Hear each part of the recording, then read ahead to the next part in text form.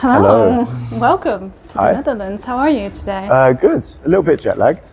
Yeah? Yeah. When did you come here? I got here on Wednesday. Yeah. Yeah. Yeah, because I was snooping around on your Instagram you were a little. snooping, Yeah, nice. because That's I what had you to do. do research, obviously, and I saw some nice pictures. So what have you been doing? Yeah. So what have we done so far? We took a bike around Vondel Park. Yeah. It was really nice. Yeah. Went to a couple museums. Did the Canal Museum. Mm-hmm. I just love the vibe here. I love the people. It's a nice culture. Because have you been here before? Yeah, third time. Oh, okay, cool. Yeah. And just Amsterdam or also other Mostly places? just Amsterdam.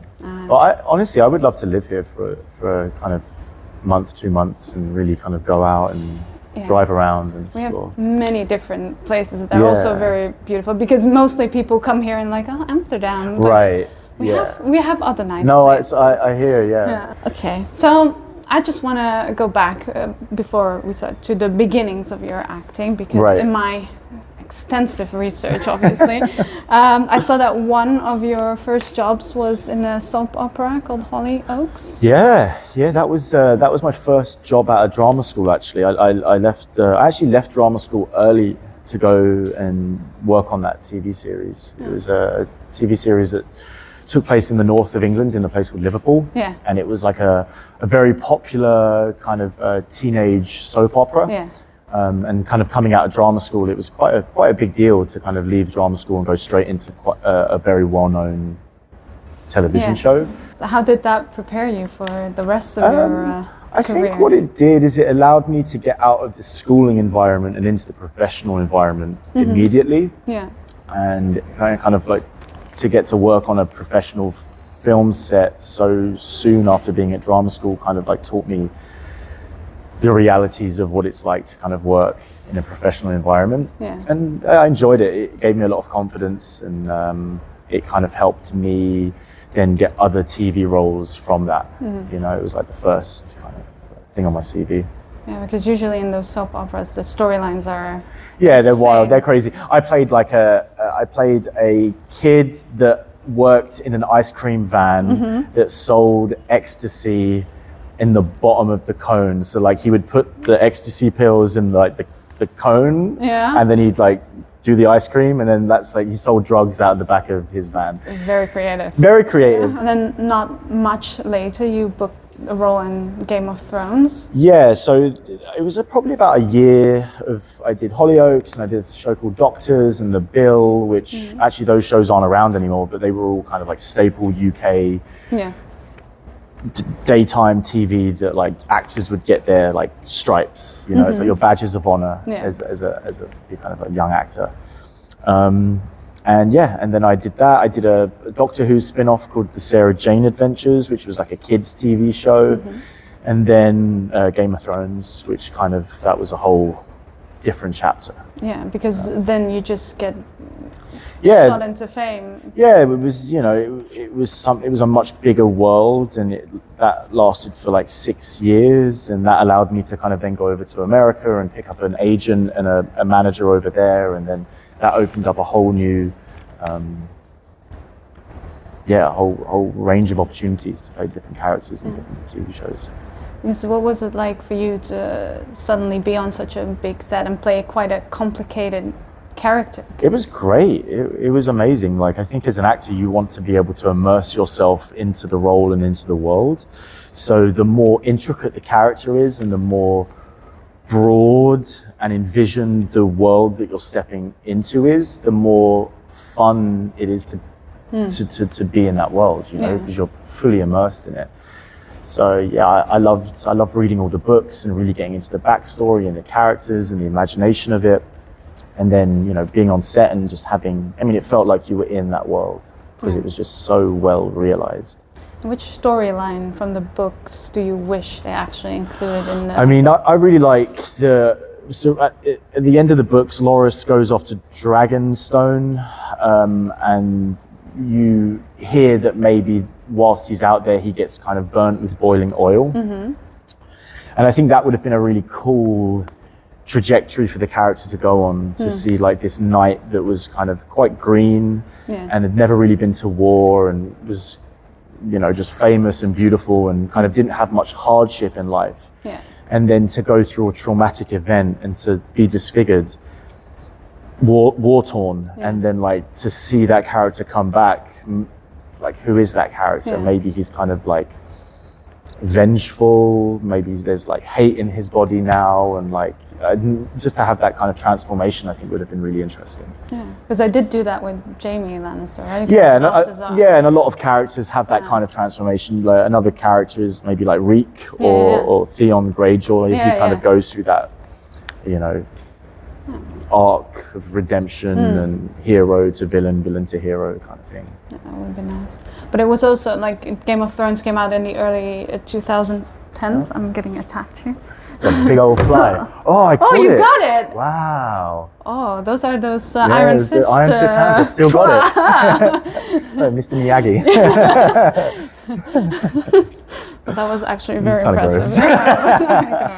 Okay, so you know, it was the early 2010s, and you know, the gay representation was just really starting. Yeah, it wasn't really a thing then. I remember when I played that character, to have a kind of gay character in a TV show wasn't really that mainstream. No. Now it's like all the rage. Yeah, exactly. But it also didn't feel like that big of a deal either. No. Do you know what I mean? It was just like, for me, it wasn't that big of a deal. I was just playing a character that was in love with someone, you know, and it didn't really cross my mind, to be honest. And then you moved to America? I sailed across the seas. Went to New York, moved to New York and did a whole superhero thing. Yeah. I loved every second of it, but it was like being thrown onto a moving freight train that's going 1,000,000 miles an hour, and you're just kind of thrown onto it. Yeah. And like 3 years of my life was just like, and then suddenly you're off the train and you're like, oh shit, what the fuck was that? But it was great. I learned a lot about myself, about my craft, about just the craziness of production sometimes, because basically you go from a side character in a big series to the main character. Yeah, and also I think something to understand is like Game of Thrones. To shoot an episode of Game of Thrones, you would have maybe 20 days, 25 days. It's a lot of time for one episode. Yeah. Moving on to those shows that we did for Netflix, we had maybe 8 days for 1 hour's work.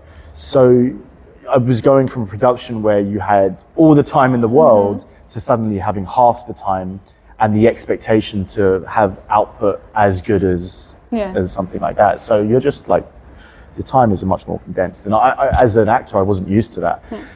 Now it's just like, fucking bring it on. Bring it on. Give me 3 days, I can do it. It's easy. Easy. You know what? One day. Yeah, exactly. Yeah. It fortifies you as a performer. You know, it kind of makes you resilient. Yeah. And then you also had to learn martial arts. Yeah, well, you had to learn the stunt choreography. So it's interesting because when you're learning fight sequences for film, you're not actually learning how to fight. Yeah. You're learning how to perform a fight. So you're learning choreography. So it's almost like a dance that you're learning. Like you're learning the art of how to make it look like you're hitting someone without hitting someone. Yeah. So you've got to use all the force, but fake it. So it's a different style of movement altogether. But yeah, that was really fun. How many times did you accidentally hit someone? Yeah. Not many times. I remember getting hit a couple times, and I remember once like kicking someone and someone blocked it the wrong way, but there was never any kind of real disaster stories. Okay, yeah. That's good. Thank God. Yeah. So, Daredevil is actually coming back to the MCU. Yeah. Would you consider coming back if they I'd consider it for sure. I think there's a lot of really good story to tell with Danny's growth. I definitely think for me, just as an artist, as a performer, there's so much of the character that is yet to be explored. And I think if you're to think about it from a timeline perspective, like I've been away from that character for 8 years. That character hasn't been on screen for 8 years. It's like, well, what kind of growth has Danny gone through in that time, and who is he now? And I think could be a really exciting place creatively to kind of bring that character back and continue to tell that story. recently you also did a Blumhouse production, Oh, which yeah, is something completely different. Horror movie, What's that? I'm a pussy, so I don't watch horror movies. Yeah. So what's it like filming something like that? It was cool. It was actually more like of a character piece, I guess, or a relationship piece. It was about this couple that had just moved to the South, and weird things started to go on in the town, and so I really enjoyed it. I enjoyed working with the director, and we shot that down in New Orleans, which was a fantastic place to kind of work for a couple of months. Worked with Jessica, who was a great actress to work opposite. It was. I enjoyed it a lot.